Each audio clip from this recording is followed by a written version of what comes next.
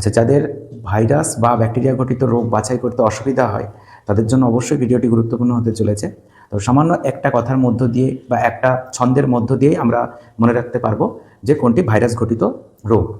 তো দেখো, এখানে যেটা আমি লিখেছি একটা ছন্দ করেই লিখেছি। তো প্রথমে একটি নাম রয়েছে, বসন্ত মামার নাম বলেছি। তো যদি কারোর নাম এটা হয়ে থাকে অবশ্যই ক্ষমা করবেন। তো ছন্দটা দেখো, বসন্ত মামার এইডস হয়েছে ভাই, পিঠ নদীর জল ডিঙিয়ে ইনজেকশন দিতে হবে তাই।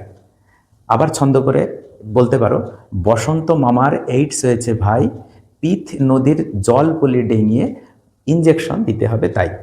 যদি দুবার তিনবার বলো তাহলে আশা করি মুখস্থ হয়ে যাবে। এবার আমরা দেখব যে কিভাবে ভাইরাস ঘটিত রোগটাকে মনে রাখা যায়।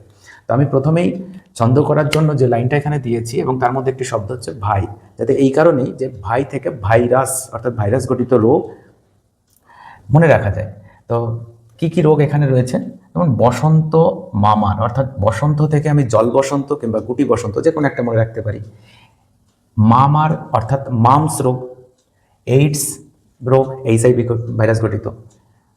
পিত নদীর অর্থাৎ পিত জ্বর, জল ও পলি পেরিয়ে অর্থাৎ জল থেকে আমি জলাতঙ্ক মনে রাখতে পারি, জলাতঙ্ক রোগ। পলি অর্থাৎ পোলিও রোগ। ডেঙ্গি অর্থাৎ পেরিয়ে যেটাকে বলা হয়, তার ডেঙ্গিয়ে থেকে ডেঙ্গি রোগ। এবং ইনজেকশন থেকে আমরা মনে রাখতে পারি ইনফ্লুয়েঞ্জা। তাহলে খুব সহজেই মনে রাখা যেতে পারে যে ভাইরাস ঘটিত রোগের মতো কি জল বসন্ত, গুটি বসন্ত, মামস, এইডস, পিত জ্বর, জলাতঙ্ক, পোলিও, ডেঙ্গি, ইনফ্লুয়েঞ্জা, শুধুমাত্র একটা ছন্দ।